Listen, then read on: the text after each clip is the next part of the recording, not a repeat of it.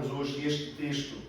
O texto em que haveremos de focar, colocar a nossa lente sobre, é o texto de Romanos 12:2, um texto muito conhecido de todos vós, mas que hoje, então, para que possamos ter um contexto no qual ele está inserido, vamos ler aqui a partir de Romanos capítulo 11, do verso 33, até então o capítulo 12, o verso 2. Que lemos na versão Almeida Revista e Atualizada, que diz-nos assim: ó profundidade da riqueza, tanto da sabedoria como do conhecimento de Deus! Quão insondáveis são os seus juízos e quão inescrutáveis os seus caminhos! Quem, pois, conheceu a mente do Senhor? Ou quem foi o seu conselheiro? Ou quem primeiro deu a ele para que lhe venha a ser restituído? Porque dele, e por meio dele, e para ele são todas as coisas. A ele pôs a glória eternamente. Amém. Rogo-vos, pois, irmãos, pelas misericórdias de Deus, que apresenteis o vosso corpo por sacrifício vivo, santo e agradável a Deus, que é o vosso culto racional. E não vos conformeis com este século, mas transformai-vos pela renovação da vossa mente, para que experimenteis qual seja a boa, agradável e perfeita vontade de Deus. Amém. Quando for para passar os próximos slides, eu aviso, está bem, Mateus? Pode deixar aí neste texto por enquanto. E nós vamos esta manhã refletir neste texto de maneira específica. E não vos conformeis com este século, mas transformai-vos pela renovação da vossa mente, para que experimenteis qual seja a boa, agradável e perfeita vontade de Deus. Meus irmãos, provavelmente os irmãos já ouviram muitas pregações, muitos ensinos neste texto. Se calhar já leram algum artigo, já leram algum livro sobre a mesma questão. E imagino que nos vossos corações, talvez como no meu, surja uma pergunta. Uma pergunta inquietante. E a pergunta inquietante é que diante deste texto ele diz: não vos conformeis com este século, mas transformai-vos pela renovação da vossa mente, para que experimenteis qual seja a boa, agradável e perfeita vontade de Deus. Mas por que é que há tantas pessoas que vão à igreja, que se dizem crentes, que oram, que leem a Bíblia, que parecem pessoas piedosas, mas que não parecem experimentar esta boa, agradável e perfeita vontade de Deus? Parece que as suas mentes nunca foram verdadeiramente transformadas, nunca foram renovadas, que antes a sua mentalidade, os seus objetivos, a maneira como enxerga o mundo e a realidade é absolutamente igual a qualquer pessoa não crente. Às vezes até é um bocadinho pior. Há pessoas não crentes até que se calhar têm uma visão do mundo, uma perspectiva de vida mais, que se assemelha mais ao Evangelho do que algumas pessoas que antes dizem-se crentes. Meus irmãos, precisamos olhar este texto com muita calma, porque ele começa por dizer: e não vos conformeis. E aqui o que Paulo nos quer mostrar é que a verdade é que existe um padrão, existe um molde. Por isso é que ele usa a palavra conformar. Conformar quer dizer ganhar a forma. Quem aqui já não viu como é feito um bolo? Um bolo, ele é feito uma massa. Agora, se aquela massa fosse jogada no forno tal como está, sem que tivesse em um recipiente, o que é que aconteceria? Não ia dar nada, mas ninguém ia comer bolo nenhum ao final. Portanto, é preciso que aquela massa que é mole e que quem nunca fez um bolo, olha aquilo, e eu lembro das meninas as primeiras vezes que foram à cozinha com a Andressa fazer bolo, olharam e elas olhavam para aquilo e diziam: mas isto é bolo? Não, isto não é bolo. Mas não, isto aqui é a massa, a mãe vai botar isto aqui, vai colocar no forno. Não, mas isto não vai sair um bolo daí. Esta coisa gosmenta, quase líquida, não é? Não vai sair um bolo daí. E então agora já sabem, mas a verdade é que a primeira vez não percebiam. E é necessário que se meta esta massa numa vasilha, num tabuleiro, ou seja o que for. E todos sabem muito bem que qual é a forma do bolo? Qual é a forma geométrica do bolo? É a forma geométrica da forma. O bolo não tem forma geométrica em si. Ele pode ser redondo, pode ser quadrado, pode ser retangular, pode ser em formato de estrela, pode ser em formato, pronto, no Natal pode ser em formato de bonecos, não é? E coisa, pode fazer bolo de qualquer forma. Porque a massa, ela se conforma ao padrão da forma. E é disto que Paulo está a falar. Ele diz, não vos conformeis, não ganhem o formato. Nós não devemos ser como a massa de bolo, que a depender de onde está, olha, mas é que porque eu sou português, nascido no Algarve, então este é o meu formato. Porque esta é a minha cultura, esta é a minha sociedade, este é o meu padrão. Porque eu nasci nesta família, a minha família tem este ou aquele valor.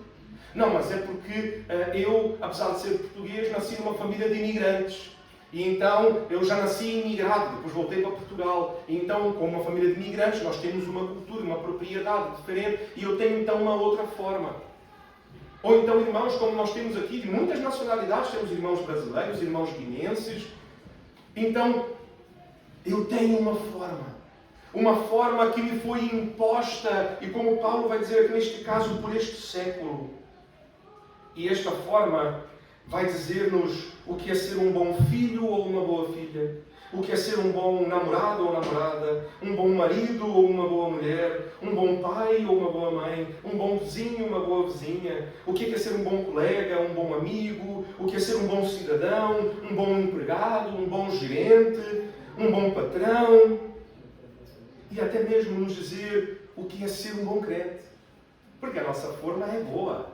Ela é inclusiva, ela inclui tudo o que nós quisermos, inclusive o padrão do que é ser um bom crente. E vão talvez dizer, mas pastor, espera lá, Paulo está a dizer que nós não devemos nos conformar ao padrão deste século. E o padrão desse século tem lá a dizer o que é ser um bom crente? Sim.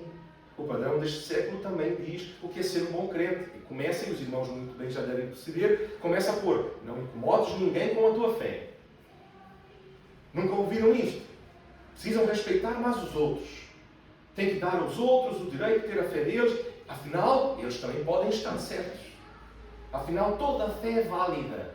E, portanto, o bom crente é aquele que vai à igreja, tem o seu Deus, muito bem, faz as suas coisas, mas não incomoda ninguém com a sua fé.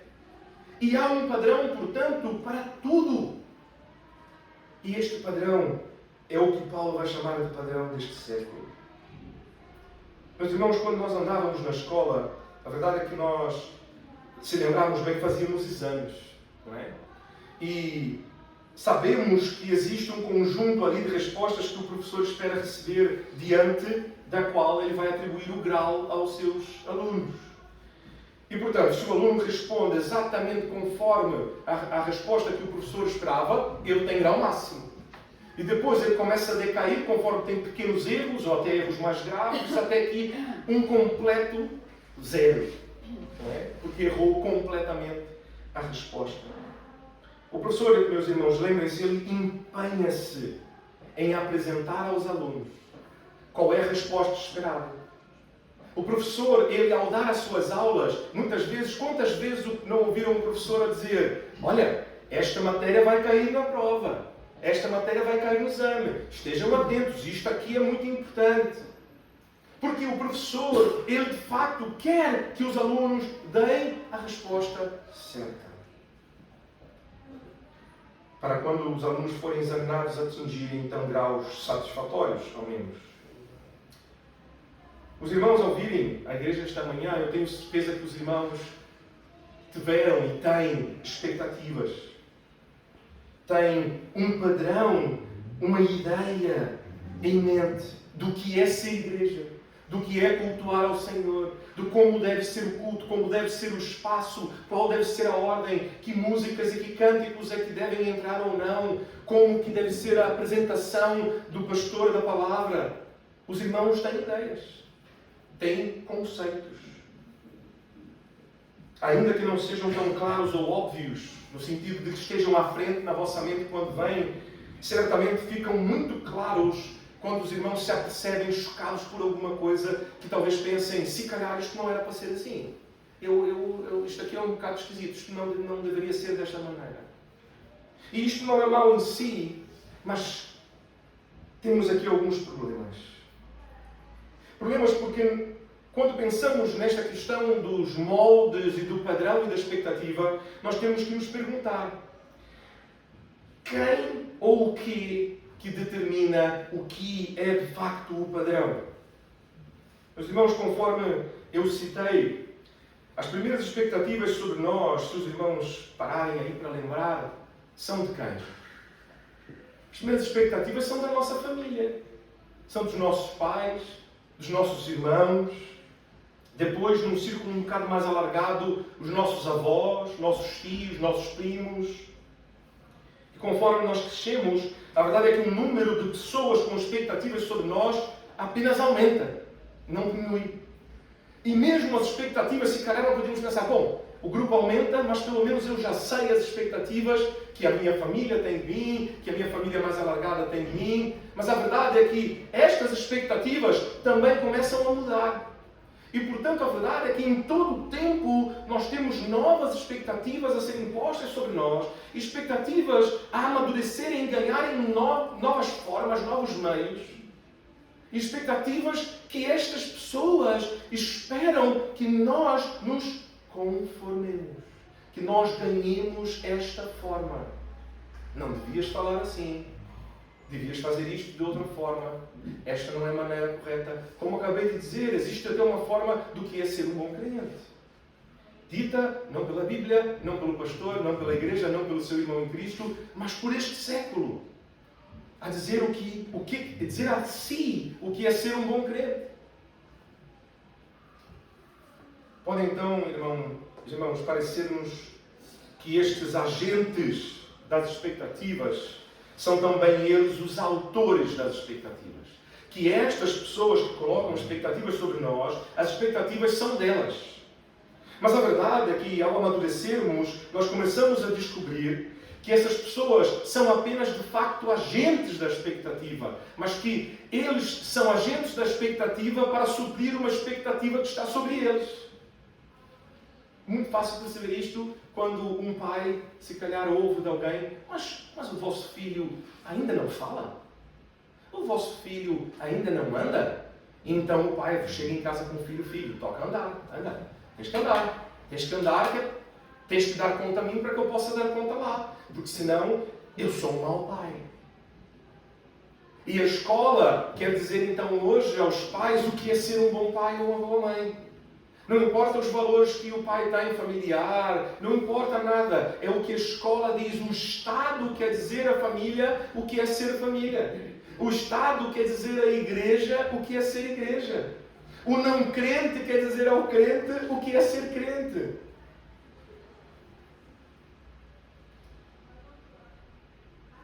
Meus irmãos, existe uma área de estudo que tenho partilhado já com os irmãos, que é uma área que fala muito ao meu coração, que é a área que no Brasil é chamada de antropologia e aqui cá em Portugal é chamada de etnologia, que é a área que estuda a cultura. E esta área da etnologia, os etnólogos, nos vão dizer que a cultura ela é um resultado natural de agrupamentos humanos. Que onde houverem 2 ou 3 seres humanos, eles vão interagir e que eles vão ali formar uma cultura própria. E é assim que as sociedades nasceram, de pequenos grupos de seres humanos que se reuniam em tribos ou em grupos e que se organizavam, e que esta organização era o que dava gênese à cultura. E a cultura, portanto, é um conjunto de regras socialmente aceitas por este grupo. A cultura é, além só de regras, a verdade é que ela expressa-se como regras, mas a verdade é que a cultura ela vai mais além e mais profundo. Porque a cultura, na verdade, ela é que vai dizer como interpretar o mundo. Como que eu devo enxergar o mundo e as coisas. Ela vai me dizer como é que as coisas são. E toda a sociedade tem a sua cultura. Isto não tem a ver necessariamente, percebam, com fé, não tem a ver com religião ou religiosidade, tem a ver com a expectativa e a interpretação do mundo. E que, portanto, novamente, isto é natural de todas as culturas. Os irmãos percebam, eu a primeira vez que estudei etnologia da religião não foi no seminário teológico. A primeira vez que eu estudei etnologia da religião, na verdade o nome da disciplina, no caso, como era no Brasil, era Antropologia da Religião, foi no maior centro de ciências sociais e humanas da América Latina, na Universidade Federal do Rio de Janeiro, Instituto de Filosofia e Ciências Sociais. Dado, eu era o único crente na sala. E quando eu digo que eu era o único crente, eu estou a dizer é que provavelmente 80% era ateu, não queria sequer que existe um Deus. Os outros eram qualquer coisa aí a meio do caminho perdidos. E o vosso pastor, o único crente naquela turma. E estudávamos juntos Antropologia da Religião. Porquê? Porque é percebido de que é inerente a toda a cultura humana. Toda a cultura humana tem a sua religião. É natural dos agrupamentos humanos. Até os etnólogos ateus percebem isto. E é aqui que começamos a perceber o problema. Porque o fundamento da cultura, meus irmãos, como acabei de dizer, é o próprio homem. E então nós temos aqui um grave problema. Porque não há absolutos em etnologia. Quando estudava a etnologia da religião, a máxima era: quem é que está certo então? É o aborígene da Nova Zelândia? Ou é o índio da América do Sul? Ou é o europeu com o seu cristianismo? E a verdade é que a resposta era: estão todos certos, é apenas a sua perspectiva de mundo e a sua expectativa diante da realidade. Percebem? O que o mundo nos diz, o que a sociedade nos diz, o que este século nos diz, é que não há absolutos. E que, portanto, a nossa fé é relativa. Muito bem, olha, muito fixe terem a vossa fé, podem ficar aí com a vossa quartinha, podem meter ali um letreiro Igreja Evangélica Batista, está tudo bem. Mas não vai incomodar outros, porque afinal não há absolutos. Portanto, não estás tu certo e os outros errados. Estão todos de alguma maneira, quem sabe.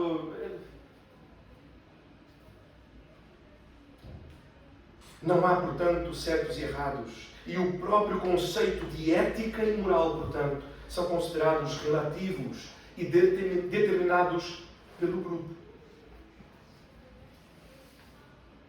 Então o problema fica evidente quando observamos, por exemplo, quando o teólogo Wayne Grudem, em sua teologia sistemática, numa tradução livre, feita mesmo por mim, do inglês, ele vai dizer o seguinte: podemos definir o pecado da seguinte forma: pecado é qualquer falha em se conformar à lei moral de Deus. Percebem aqui a palavra novamente, e a palavra que ele escolhe usar, a palavra conformar. Porque o pecado é nós não nos conformarmos à lei de Deus. E o que é não conformarmos à lei de Deus? É quando nós nos conformamos a este século. Às expectativas que não são as expectativas de Deus sobre nós, mas as expectativas do nosso grupo, dos nossos amigos, dos nossos pares, da sociedade, deste século, deste tempo. Então o pecado é exatamente o não nos conformarmos à vontade de Deus.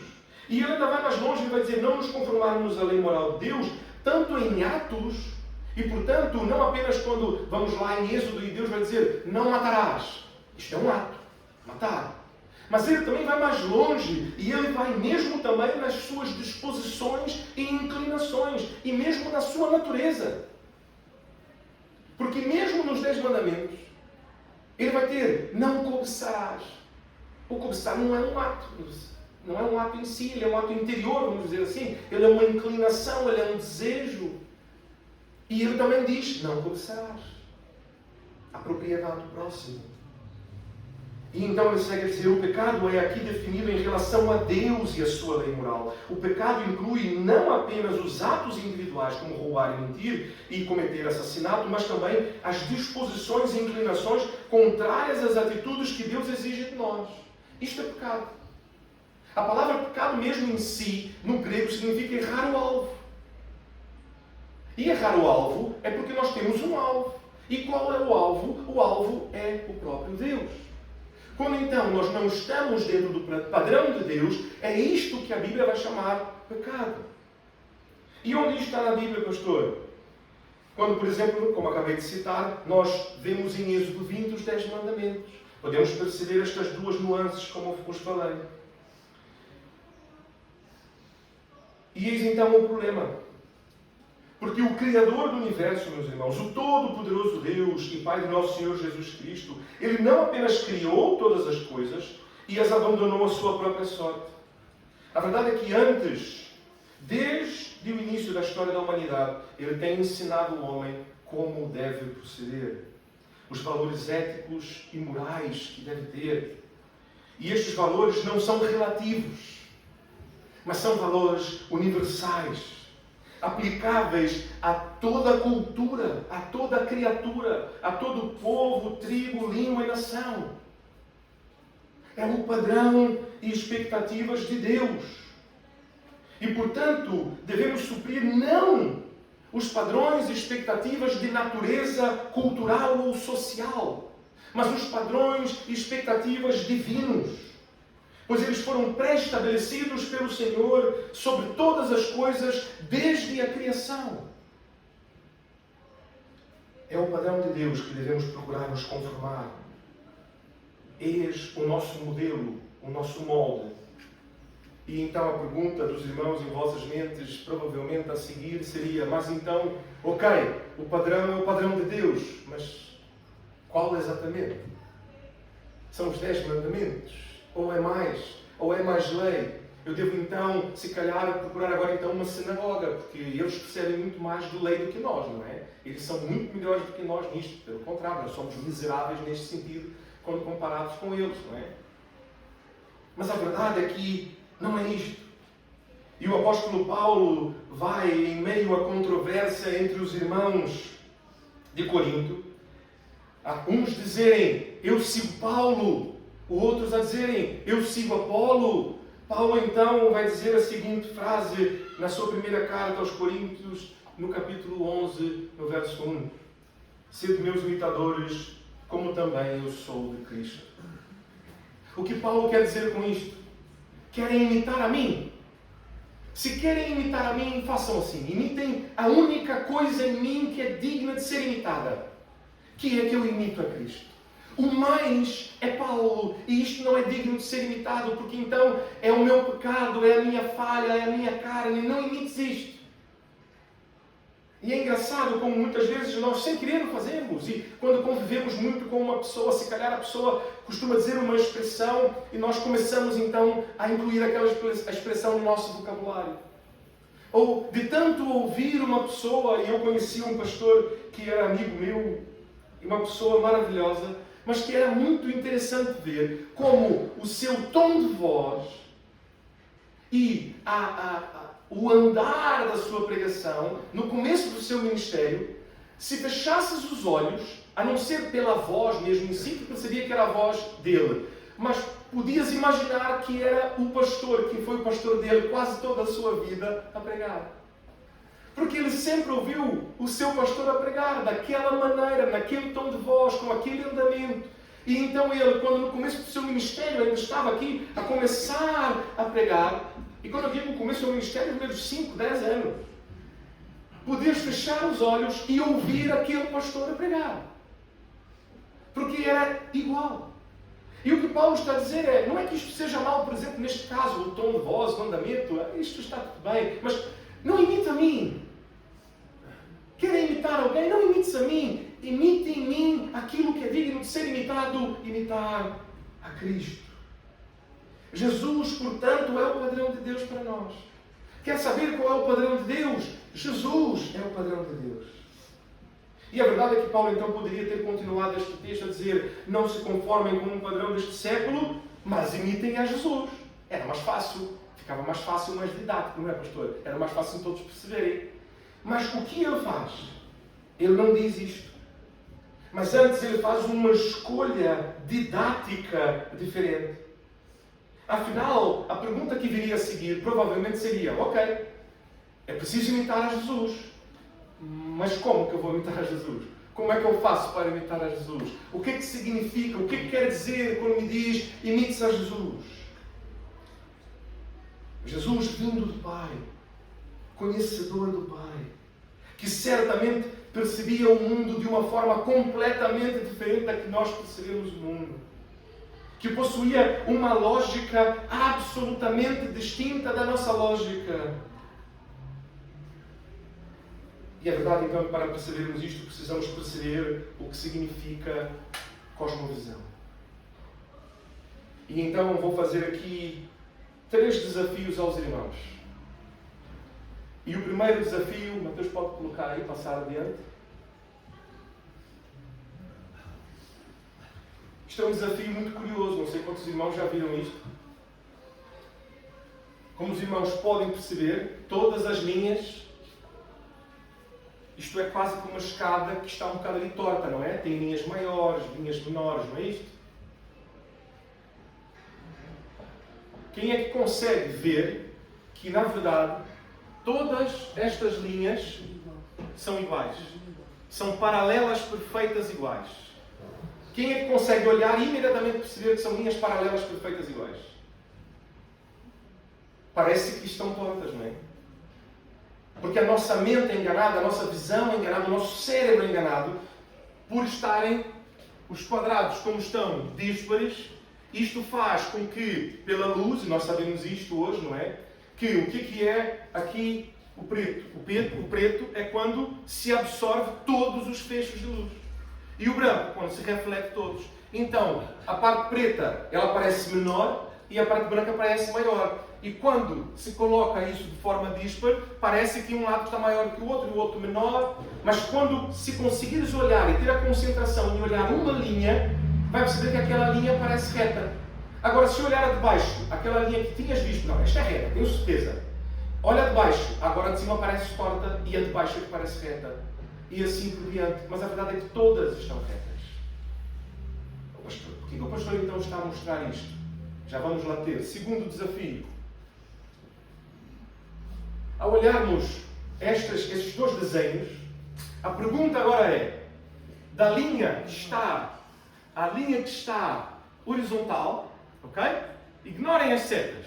A linha que está horizontal, qual é a linha maior? A de cima ou a de baixo? Quem acha que a linha maior é a de cima, levanta a mão. Quem acha que agora já sabem, né? Já sabe, o pastor está a querer aqui. Pronto. Mas a de cima parece maior, não é verdade? Se olharmos, a de cima parece maior. Mas a verdade é que se nós metermos aqui uma linha, os irmãos vão perceber que é do mesmo tamanho. É exatamente do mesmo tamanho. E porquê que isto acontece? Porque, novamente, como nós temos estas outras linhas que estendem-se, isto faz parecer que a linha é maior. Estas linhas, como elas não estendem-se, como elas retornam, faz com que pareça menor. Então nós podemos olhar e dizer, a linha de cima é maior, a linha de baixo é menor. Mas a verdade é que a linha de cima e a de baixo são do mesmo tamanho. Meus irmãos, assim, mas pastor, agora, o pastor nunca foi disto, estou um bocado esquisito esta pregação hoje. Isto é para mostrar aos irmãos que mesmo os nossos sentidos, eles nos enganam. Nós não fomos criados, meus irmãos, para que os nossos sentidos fossem capazes de perceber tudo e cada coisa. Mas o problema não está apenas no sentido. O nosso problema também está na lógica. E aí temos o próximo desafio, que é o terceiro e último. Exatamente isto. E que eu não sei quantos irmãos também já viram este desafio, que deixa uma pergunta muito simples, que é: quantos triângulos há neste desenho? Quantos triângulos é que existem neste desenho? Que já é uma questão de lógica, já não é uma questão de capacidade de ver. Todos conseguem enxergar. A questão toda, e todos conseguem perceber. A questão agora é uma questão de lógica. Da nossa capacidade de refletir sobre o que estamos a ver e chegarmos à conclusão correta. E eu vou ajudar os irmãos se nós não almoçávamos hoje. Os irmãos sabem qual é a resposta correta para este... 7? Mais. 16 mais. 23. Mais. 24. São 24 triângulos. Querem a resposta? Não vou deixar aqui, só tem que acreditar em mim. Apesar que deviam. Passo lá ao próximo. Aqui está a resposta. Estão aqui desenhados todos os triângulos possíveis. São 24, como vão ver, bem perceber. Percebem a lógica? A questão é uma questão de lógica. Se eu, depois de mostrar isto aos irmãos, der um novo exercício com o mesmo princípio, eu tenho certeza que os irmãos têm muito mais chance de perceber agora e ter a resposta certa. Porque agora já vão ter percebido a lógica que está por trás e então mais facilmente vão chegar à resposta certa. Mas por que isto? E pode voltar lá para o texto de Romanos. Eclesiastes 3:11. Tudo fez Deus formoso no seu devido tempo, também pôs a eternidade no coração do homem, sem que este possa descobrir as obras que Deus fez desde o princípio até ao fim. Quem está a dizer que nós somos incapazes de perceber as obras que Deus fez do princípio até ao fim, não sou eu. É o próprio Senhor que criou todas as coisas. Deus, quando nos criou, Ele nos criou assim. Eu não sei se o irmão ou a irmã já refletiu sobre como conhece o mundo ao seu redor. Como que experimenta o mundo ao seu redor. E como reconhece aquilo que é verdadeiro e real. Meus irmãos, se nós regressássemos às nossas primeiras aulas de estudo do meio, eu digo isto porque a Laura está no primeiro ano e chega em casa e tem as suas curiosidades, está naquele período de perguntar tudo. Os irmãos iriam relembrar que nós temos quantos sentidos? 5. Vou ajudar. Os irmãos estão um bocado devagar. Quais são os nossos sentidos, irmãos? Olfato, paladar, tato, visão, audição. E é por meio deles que nós percebemos o mundo ao nosso redor. E assim, mesmo apenas as coisas ao nosso redor. Conseguem perceber?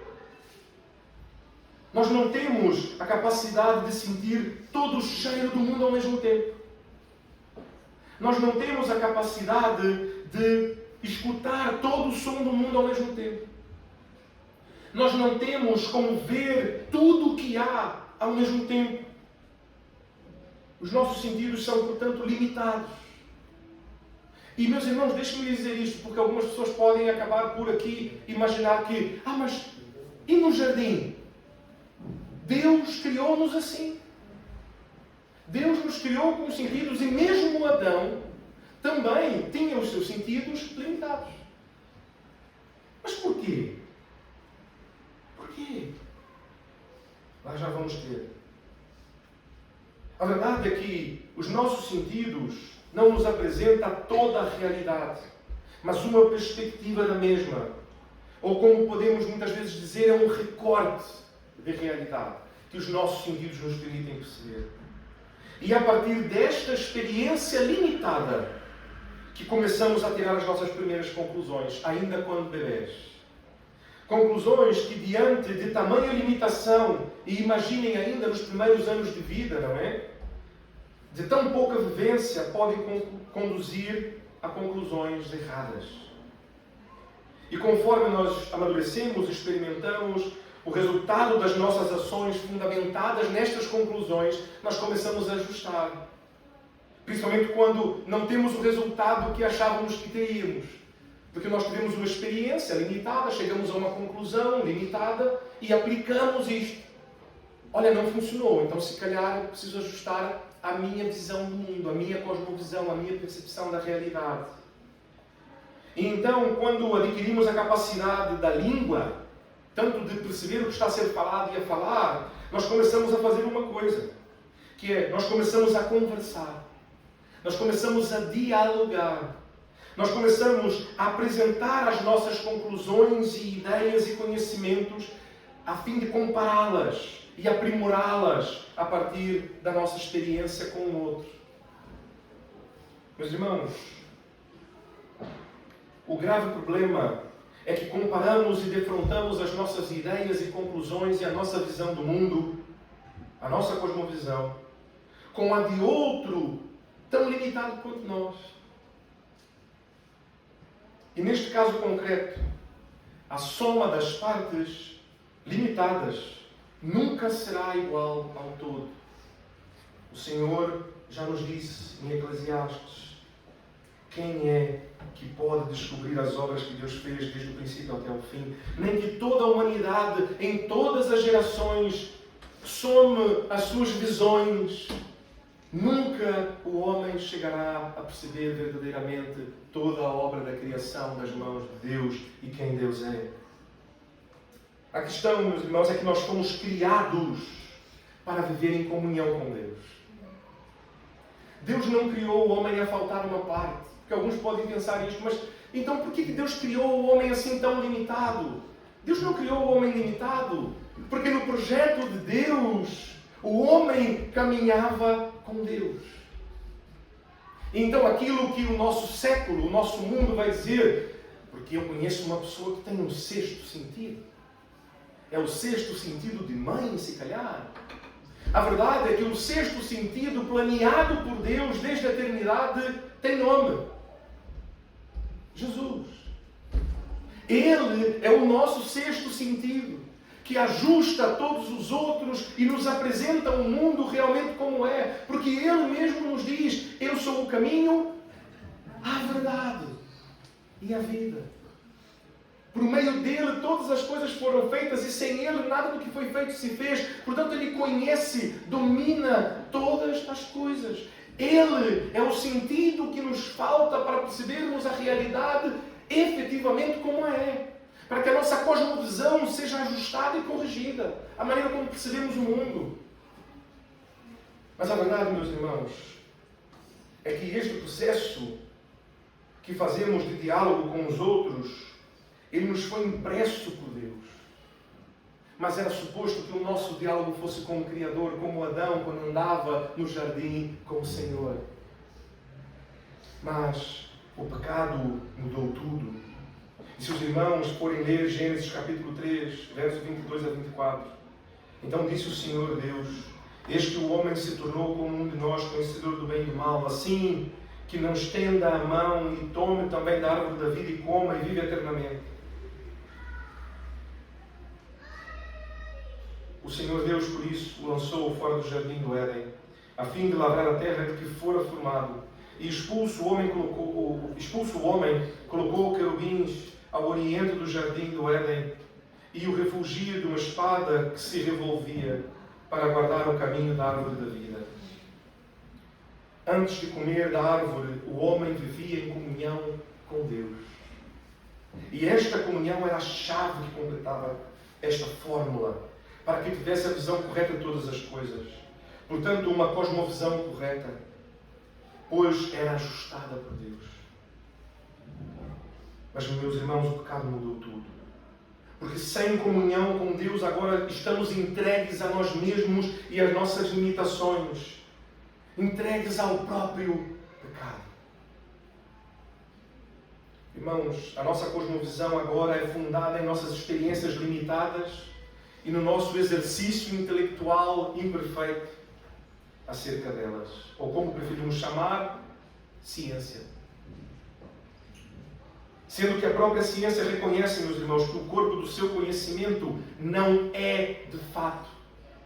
Eu não sei quantos irmãos têm este conhecimento, porque muitas pessoas, às vezes, ao tentar argumentar com quem é crente, usa, mas a ciência diz isto, mas já se descobriu isto. Mas a verdade é que, não sei se os irmãos sabem, há muitos cientistas, hoje considerados entre os maiores cientistas do mundo, inclusive grande parte do maior projeto, por exemplo, o projeto Genoma, que está a decodificar e que está a tentar perceber o código genético humano, o que significa cada uma daquelas partes, são considerados os maiores e mais profundos cientistas do mundo. A maior parte é crente. Mas como é que pode?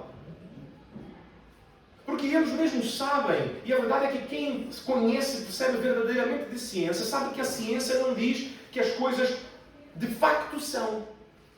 O que a ciência diz é que isto é o que conseguimos saber e perceber com os meios que temos hoje. Estas são as nossas conclusões com os meios limitados que temos hoje. E que, efetivamente, portanto, isto pode mudar diante de novas descobertas e novos avanços tecnológicos. Portanto, mesmo todo o corpo de conhecimento da ciência hoje, não há nada que se diga, é mesmo assim, é mesmo, isto é imutável. Não há nada na ciência que seja imutável, porque sabe-se da nossa limitação e, portanto, diante de uma descoberta ou do avanço tecnológico, pode-se perceber de uma outra perspectiva que muda em absoluto toda a compreensão da humanidade sobre o tema. Portanto, meus irmãos, a própria ciência reconhece que não tem ela o lugar, não toma ela o lugar de Deus. Porque o lugar de Deus, daquele que conhece todas as coisas e revela-as a nós, ela não pode tomar.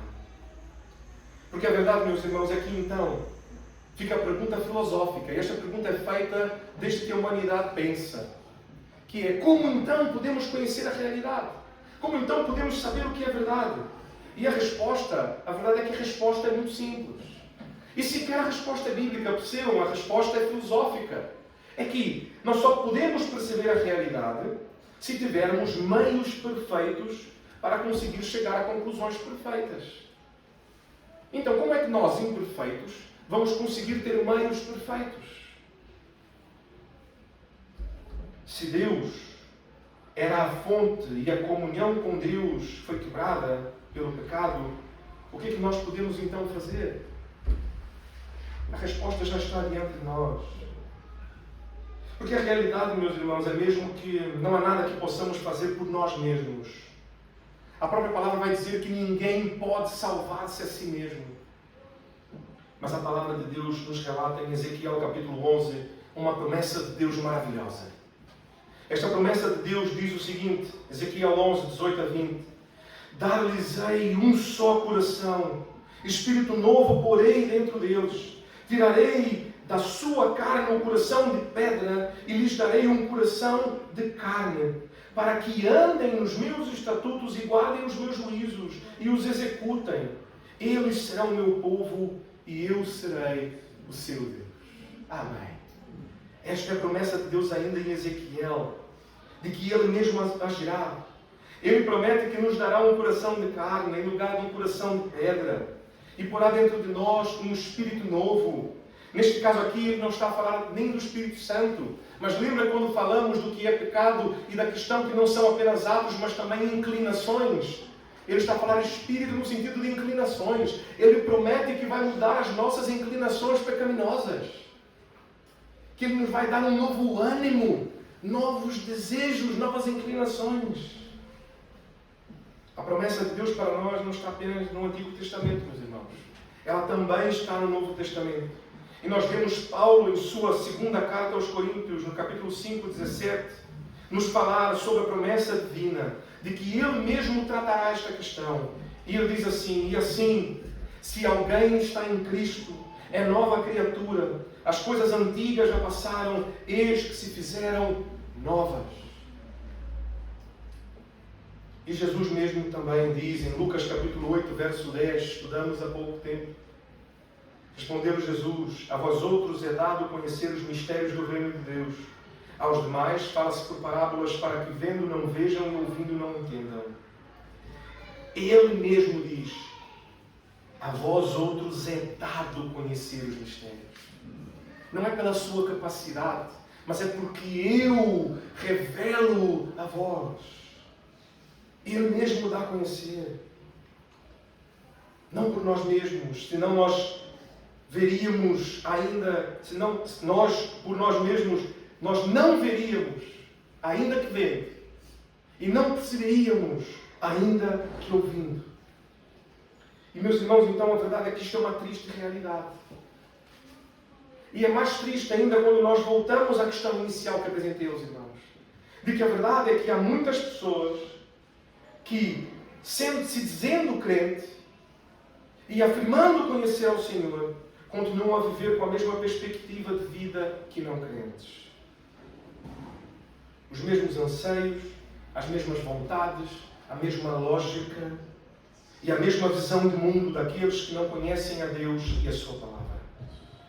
E o Senhor mesmo nos adverte ainda no Salmo 1, que nós estudamos tão profundamente à noite aqui no final do nosso ano passado, no nosso grupo de estudo à noite. Bem-aventurado o homem que não anda segundo o conselho dos ímpios. Que não anda segundo conselhos daqueles que têm a cosmovisão e que estão conformados a este mundo. E novamente em Efésios, capítulo 4, versos 17 e 18. Isto é, portanto, digo e no Senhor testifico que não mais andeis como também andam os gentios, na vaidade de seus próprios pensamentos, obscurecidos de entendimento, alheios à vida de Deus, por causa da ignorância em que vivem, pela dureza do seu coração. E ainda, novamente, em 1 João, capítulo 2, verso 15 a 17. Não ameis o mundo nem as coisas que há no mundo. Se alguém amar o mundo, o amor do Pai não está nele. Porque tudo o que há no mundo, a concupiscência da carne, a concupiscência dos olhos e a soberba da vida, não procede do Pai, mas procede do mundo. Ora, o mundo passa, bem como a sua concupiscência. Aquele, porém, que faz a vontade de Deus, permanece eternamente. Como podemos, então, ter as nossas mentes transformadas, meus irmãos? João, capítulo 17, verso 17. Jesus, a orar por vós, Jesus diz: santifica-os na verdade, a tua palavra é a verdade. Conheça Jesus. Eu tenho insistido nisto, meus irmãos, já vão quase 3 anos. Os irmãos que já estavam cá e já eram membros da igreja quando cheguei, ouviram a minha insistência ali no começo. Os irmãos que chegaram depois também já devem ter ouvido aqui algumas vezes eu falar. Conheçam a Jesus. Por isso temos estudado o Evangelho de Lucas com tanta calma, com tanto tempo. Ah, mas pastor, eu queria saber sobre isto, ou sobre aquilo outro. Honestamente, consegues responder no teu coração: eu conheço a Jesus. Não apenas sei quem Ele é, mas de facto conheço. Ele chama a ti, amigo. Ele adotou-te como filho. Mas podes verdadeiramente chamar a Jesus amigo? Podes realmente chamar a Jesus meu irmão? Porque normalmente até nós dizemos Senhor Deus e Pai. E às vezes, quantas vezes a orarmos falamos, e eu mesmo a orar, normalmente quando eu começo a minha oração, eu digo Senhor Deus e Pai, os irmãos já devem ter percebido. Mas quantas vezes, apesar de dizermos e declararmos que Deus é nosso Pai, quantas vezes esquecemos e não temos uma relação de filiação com Deus? E não o temos porque a verdade é que não temos proximidade com o Senhor. De facto, não temos a proximidade de filho com Deus. De facto, não temos a proximidade de irmão com Jesus. De facto, não o conhecemos profundamente e caminhamos com Deus.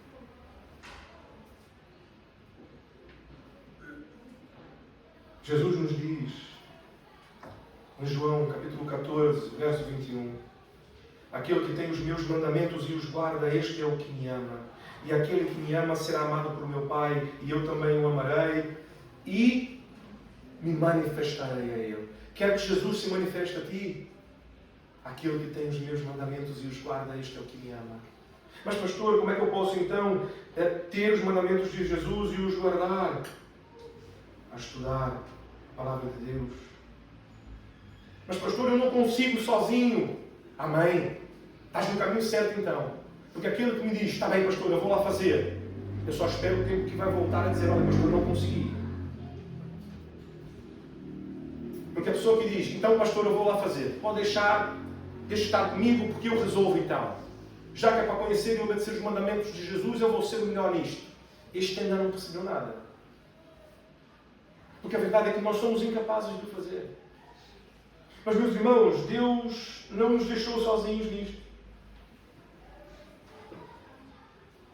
João capítulo 14, 25 e 26.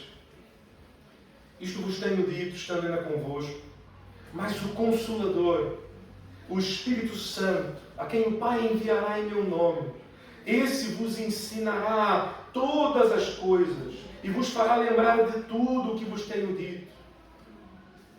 Meus irmãos, nós andamos aqui um tempo, quando estudamos o começo do Evangelho de Lucas, e os irmãos lembram-se muito bem, os irmãos que cá já estavam. Os irmãos que não lembram, não há problema, podem ir na internet, no nosso canal do YouTube, vão ver lá as pregações. E vão ver inclusive que nós tivemos como uma igreja batista, tradicional, nós tivemos aqui uma série de pregações sobre o Espírito Santo e a sua obra em nós. Porquê? Porque o texto bíblico fala do Espírito Santo frequentemente no início do Evangelho de Lucas. E não podíamos passar ao lado. E precisávamos perceber então a obra do Espírito Santo, quem Ele é, o que Ele faz, o que Ele veio fazer. Porque Deus não nos deixou sós. Ele nos enviou o seu Espírito, o Espírito da verdade, que testemunha em nosso coração, nos ensina e nos relembra. E vão achar lá uma pregação a dizer, aquele que nos ensina e nos faz lembrar. Aqueles que assistiram, relembrem. Aqueles que não assistiram, assistam. Deus não nos deixou sós. E então, em Filipenses, Paulo faz uma oração. Filipenses, capítulo 1, verso 9 a 11. Paulo diz, e também faço esta oração, que o vosso amor aumente mais e mais em pleno conhecimento de toda a percepção, para aprovardes as coisas excelentes e serdes sinceros e inculpáveis para o dia de Cristo, cheios do fruto de justiça, o qual é mediante Jesus Cristo para a glória e louvor de Deus. Esta é a minha oração por cada um de vós. Que possam crescer no conhecimento e que a sua mente possa ser transformada em toda a percepção e a maneira como vem o mundo, a vida, as demandas, que não tentem conformar-se ao padrão deste século, deste tempo, deste mundo, desta sociedade, desta família, desta igreja, mas que amoldem-se, conformem-se, ganhem a forma de Cristo. E ele então termina com esta maravilha. Esta maravilha de promessa. Para que experimenteis qual seja a boa, agradável e perfeita vontade de Deus. Meus irmãos, ele declara, a vontade de Deus, ela é boa. A vontade de Deus é agradável. A vontade de Deus é perfeita.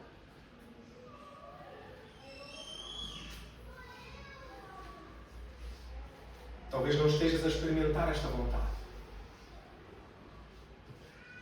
Consegue perceber então que se a vontade de Deus é boa, agradável e perfeita e eu não consigo experimentá-la desta maneira, é porque o problema está onde?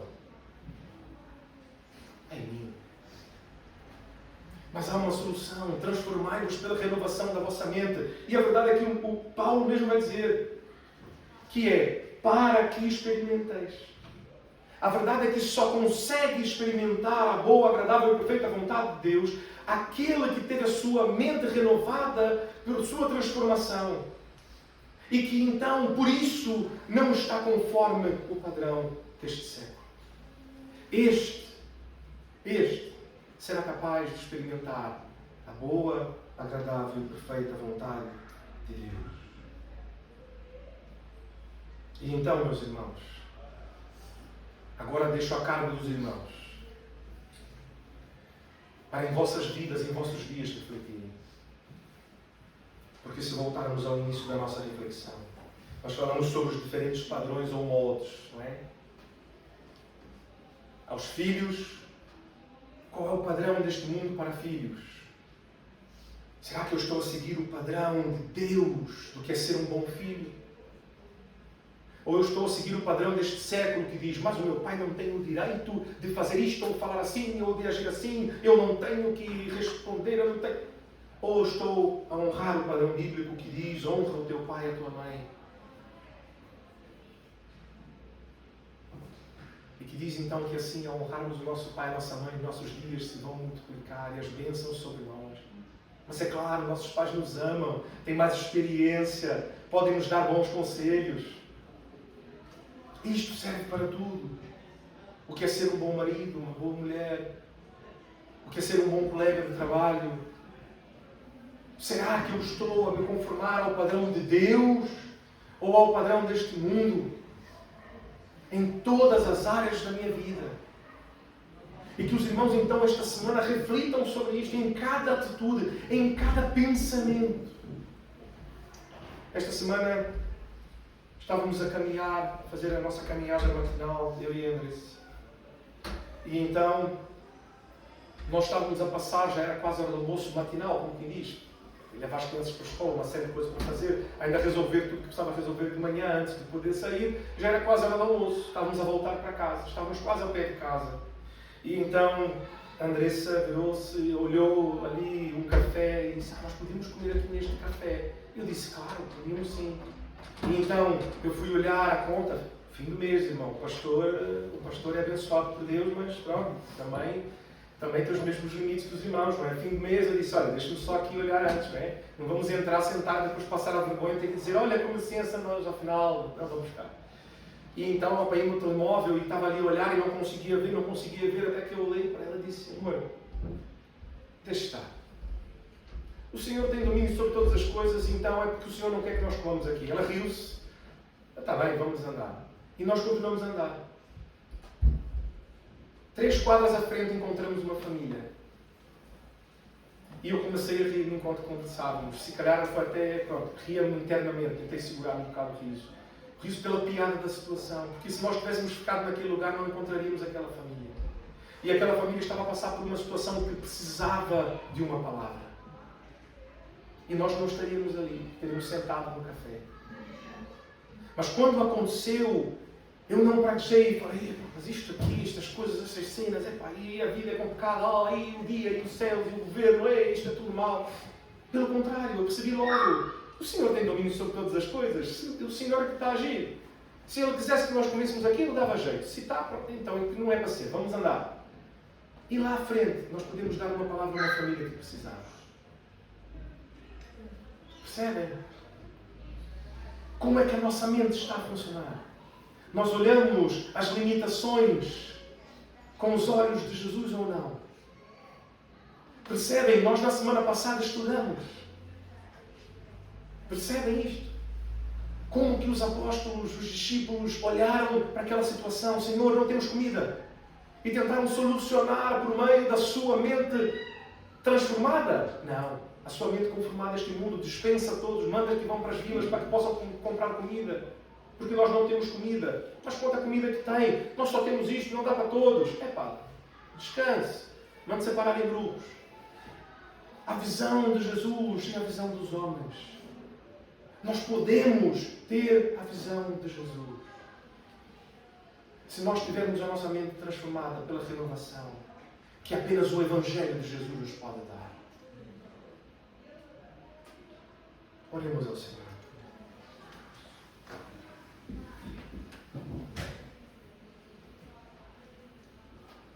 Senhor Deus e Pai, nós somos gratos a Ti porque o Senhor nos criou perfeitos.